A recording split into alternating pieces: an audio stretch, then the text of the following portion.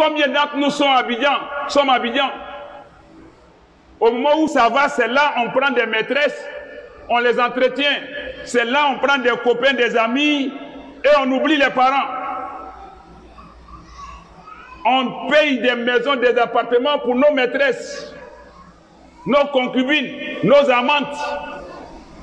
Elles ont des enveloppes par semaine, par mois. Elles sont entretenues. Pendant que la pauvre maman est au village, elle commande du beurre de karité, du soumara pour pouvoir manger le soir. Le papa est obligé d'aller demander un peu de bougie pour venir éclairer la maison. Leur toit de paille est percé. Quand il pleut, il ne peut pas dormir. Leur mur s'écroule. La maison est trouée partout. Pendant que toi, tu roules dans de grosses cylindrées à Abidjan.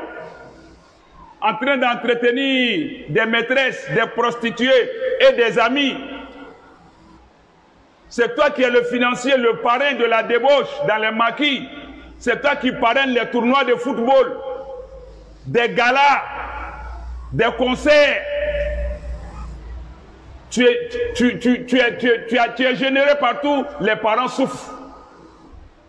Si ce n'est que même des parents sont à la maison, mais on s'en fout d'eux. Ils souffrent.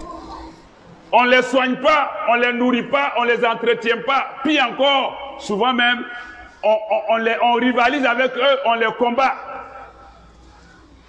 Et au-delà de ça, Allah nous dit dans le Coran, au chapitre 17, Surat al-Isra, le voyage nocturne, verset 23, Allah dit Imma yablughanna indaka al-kibar ahaduhuma aw kilahuma fala taqul lahuma uff wala tanharhuma wa qul lahuma qawlan karima. Allah dit si tes deux parents deviennent vieux chez toi, ou bien un seul d'entre eux est vieux chez toi, Allah dit, ne leur dis jamais « Oh, je suis fatigué ». Ne leur dis pas « Ouf ». Ne leur dis pas « Oh ». Cela veut dire que nous devons avoir nos parents chez nous. C'est ce que Allah dit « Inda kalkibar ». S'ils ont atteint l'âge très avancé chez toi. Mais nous, c'est le contraire que nous faisons. Nous les prenons, nous les mettons quelque part, on prend une maîtresse, une bonne, un boy pour s'occuper d'eux, mais on ne veut pas que nos parents vivent sous le même toit que nous. Si ce n'est pas notre épouse qui nous rend, qui nous pousse à chasser nos parents, c'est plutôt nos amis ou d'autres considérations. Or, le mérite de l'homme, sa fierté, son orgueil se retrouve dans le fait que lui prenne ses parents pour venir les mettre chez lui. Il les entretient comme des rois, comme des reines. Le pharaon, la'natullah alayhi, il a résisté à Moussa alayhi salam pendant longtemps. D'aucuns vous diront 40 ans. Wallahu a'lam. Mais pharaon a duré. Parce que malgré le fait qu'il était roi, il n'a jamais permis à ses domestiques de s'occuper de ses géniteurs. D'aucuns diront sa mère. Il s'est personnellement occupé de sa maman. C'est ça. Tous les enfants bénis, les hommes bénis, les femmes bénies sont des gens qui sont issus qui ont eu une disposition d'esprit généreuse, d'affection vis-à-vis de leurs parents. On ne peut pas avoir deux parents. Du coup, il faudra prendre soin de celui que nous avons, de celle que nous avons. Allah dit d'avoir nos parents chez nous et non de ne pas les repousser. Et il dit encore de ne pas leur dire, parce que quand ils vieillissent, ils deviennent faibles d'esprit. Ils se comportent comme des enfants. De la même manière, ils t'ont supporté quand tu étais enfant, tu faisais des dégâts, ils t'ont supporté. Eux aussi, ils sont retournés à l'enfance, tu deviens leur encadreur, leur coach. Il faut les supporter, il faut les entretenir, il faut les mettre au beurre, il faut les gâter. Et puis il faut supporter leurs caprices. Allah dit, si ils ont trouvé ça chez toi, voilà, ne leur dis pas, oh, oh. Et au-delà de ça, Allah dit, voilà, tanharhuma, ne les repousse pas, il ne faut pas les violenter. faut pas les brutaliser ni en parole, ni en comportement, ni physiquement. Wa qul lahuma qawlan karima. Tiens-leur un langage doux, un langage courtois, apaisant, respectueux, tes deux parents.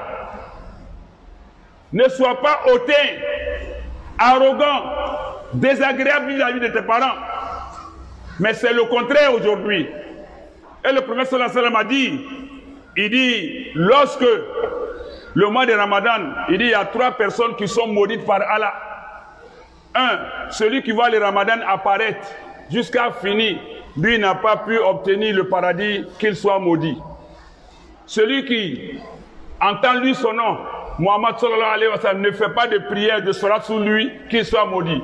Et la 3e personne, c'est celui qui voit ses 2 parents ou l'un de ses 2 parents vivants. Lui n'a pas pu les servir, se soumettre pour avoir leur bénédiction et puis avoir la satisfaction d'Allah, le paradis, que toi tu es maudit. On a des difficultés aujourd'hui dans la vie, ici et là. Ça provient souvent de nous-mêmes. Voilà ce que le prophète nous dit dans ce hadith. Il dit, إذا ترك العبد الدعاء للوالدين فإنه ينقطع عليه رزقا ينقطع عنه رزقا. Le prophète nous dit sallallahu alayhi wa sallam, إذا ترك العبد الدعاء للوالدين.